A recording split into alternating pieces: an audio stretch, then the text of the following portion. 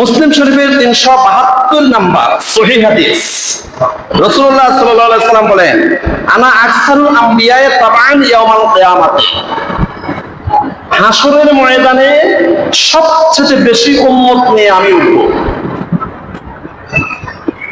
হাসরের ময়দানে এমন কিছু নবী হাসরের ময়দানে উঠবে যারা একজন উম্মত নিয়ে উঠতে পারবে না। নেতার মূল্য কোথায়? অনুসারীর মাধ্যমে। অনুসারী যত বেশি, নেতার মূল্য তত বেশি। এমন নবী হাসরের ময়দানে উঠবে তাদের একজন উম্মত থাকবে না, কারণ ওই নবী নবুয়তি পেয়েছে, পেয়ে উম্মতের সামনে গিয়েছে, ইয়া আইয়ুহান নাস কুলু লা ইলাহা ইল্লাল্লাহ দাওয়াত দিয়েছে। নবুয়তি পাওয়ার পরে উম্মতের সামনে যে দাওয়াত দিয়েছে, ইসলামের দাওয়াত দিয়েছে, তাওহীদের দাওয়াত দিয়েছে।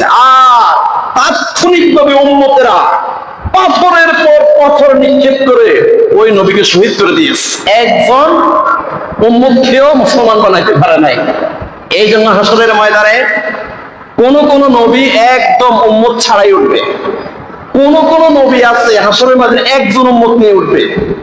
কারণ একজন উম্মতকে মুসলমান বানানোর পরে অন্যান্য উম্মতরা ওনাকে শহীদ করে দিয়েছে, করাত দিয়ে দ্বিখণ্ডিত করে ফেলেছে, পাথর মেরে ওনাকে শহীদ করে ফেলেছে, অথবা ওনাকে জবাই করে ফেলেছে।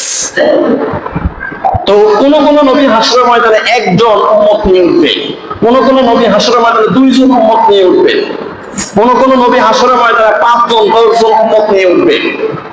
রাসূলুল্লাহ সাল্লাল্লাহু আলাইহি ওয়াসাল্লাম বলেন, আনা আকসারুল আমবিয়ায়ে তাবান ইয়াউমাল কিয়ামাতে, হাসরের ময়দানে আমি নবী মুহাম্মদ রাসূলুল্লাহ সাল্লাল্লাহু আলাইহি ওয়াসাল্লাম সবচেয়ে বেশি উম্মত নিয়ে উঠব। সুবহানাল্লাহ।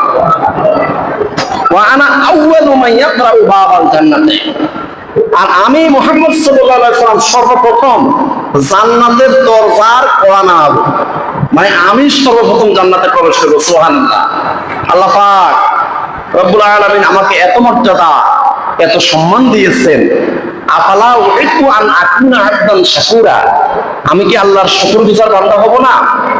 তাই তো কানান নবী সাল্লাল্লাহু আলাইহি ওয়াসাল্লাম ইয়াকুমু মিনাল লাইলি লিইউসাল্লি হাত্তা তারামা কাদামাহু, তাই তো রাসূলুল্লাহ সাল্লাল্লাহু আলাইহি ওয়াসাল্লাম শুকরিয়া আদায় করে গভীর রজনীতে দাঁড়িয়ে দাঁড়িয়ে এত বেশি নামাজ আদায় করতেন, ওনার দুইটি পাও ফুলে যায়।